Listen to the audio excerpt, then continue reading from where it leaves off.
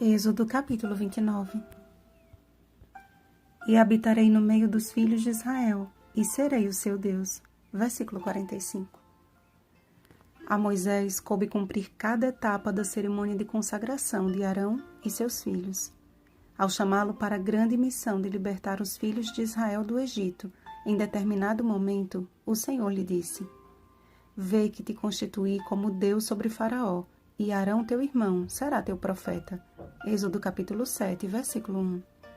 Como um tipo de Cristo, além de conduzir o povo para a liberdade, Moisés foi designado para realizar a figura de uma obra que só Cristo pode realizar. Antes mesmo que pudessem oficiar como sacerdotes no santuário, Arão e seus filhos tiveram de se submeter a um ritual simbólico, cuja participação se resumiu em estender a mão sobre os sacrifícios para a confissão e perdão de seus pecados. Fora isso, tudo o mais foi feito por Moisés. Imagina o sentimento inaugural de impotência e o constrangimento ao saber que seriam lavados por Moisés e vestidos por ele. Arão pode ter pensado que seria melhor se ele mesmo pudesse tomar o seu próprio banho sozinho, mas quão significativo era aquele momento em que tinha que confiar plenamente em tudo que Moisés fazia. Quão preciosa seria aquela primeira lição de dependência e de humilhação. Ficariam sempre gravadas no coração de Arão e de seus filhos as cenas iniciais de seu ministério. Era um claro recado de Deus de que o ofício sacerdotal, antes de qualquer outra coisa, dependia inteiramente da direção divina, e que a única participação humana no plano da salvação é a nossa entrega, simbolizada pelo estender de mãos de Arão e seus filhos sobre os cordeirinhos. O sangue daqueles sacrifícios, além de ser jogado sobre o altar, também foi ordenado a Moisés que o pusesse sobre a ponta da orelha direita de Arão, bem como de seus filhos, e que o mesmo processo se desse sobre o polegar de sua mão direita e sobre o polegar do seu pé direito. Este era um símbolo da perfeita obediência. Suas vidas deveriam ser exemplo daqueles que ouvem, fazem e andam conforme a vontade do Senhor.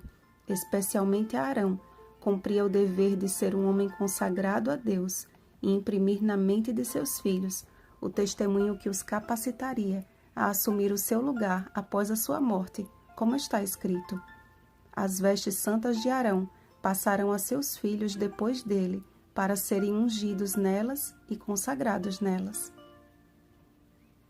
Dependência, humildade, entrega e obediência.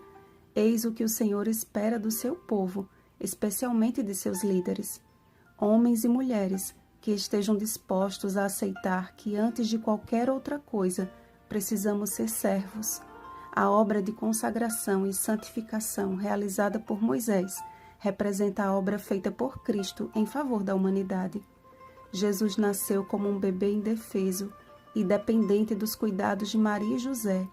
Foi lavado, vestido e alimentado por seus pais, e quando finalmente chegar ao momento de cumprir o seu ministério, foi batizado por João Batista e viveu para servir em obediência ao Pai até a morte. Foi a sua vida de perfeita obediência e incomparável serviço que nos garantiu a vitória em sua ressurreição e ascensão. É por isso que crer em Jesus envolve muito mais do que simplesmente acreditar. Tem a ver com submissão e entrega à vontade de Deus. E as ofertas contínuas ou sacrifícios diários revelam bem esta entrega, que deve ser diária e constante. O sacrifício da manhã e o sacrifício da tarde representam a verdadeira adoração a Cristo. Assim como Arão cumpria passar para seus filhos as suas vestes santas, aos pais cumpre a responsabilidade de transmitir a seus filhos, através de uma vida consagrada a Deus, o sagrado privilégio da adoração ao Deus único e verdadeiro. Temos feito do nosso lar um lugar de adoração a Deus? Pode o Senhor dizer de nossa casa: onde vos encontrarei para falar contigo ali? Meus amados irmãos, a nossa luta, como bem declarou o apóstolo Paulo, não é contra pessoas, mas é um grande conflito contra as forças do mal regidas pelo maligno. Efésios capítulo 6, versículo 12. E assim como Arão e seus filhos tiveram de se submeter a serem vestidos por Moisés, precisamos nos submeter ao Senhor, a fim de que Ele nos vista da sua armadura. Efésios capítulo 6, versículo 10. E como fazer isto? A resposta está no holocausto contínuo, em uma vida de constante comunhão com o Deus que nos salvou. Pela fé, ouçamos a voz de Jesus a nos falar neste momento. Ainda dormis e repousais? Basta, chegou a hora. Levantai-vos, vamos. Marcos capítulo 14, versículos 41 e 42. Despertai, pais. Despertai, filhos. Despertai, ministros do Senhor. Despertai, povo de Deus. É tempo de consagração, de unção e de santificação. É tempo de nosso lar ser um pedacinho do céu na terra. É tempo de confissão e de arrependimento. É tempo de buscar ao Senhor enquanto podemos achar, pois a profecia de Amós se apressa para o seu cumprimento. Eis que vem dias, diz o Senhor Deus, em que enviarei fome sobre a terra, não de pão, nem sede de água, mas de ouvir as palavras do Senhor. Andarão de mar a mar, e do norte até ao oriente.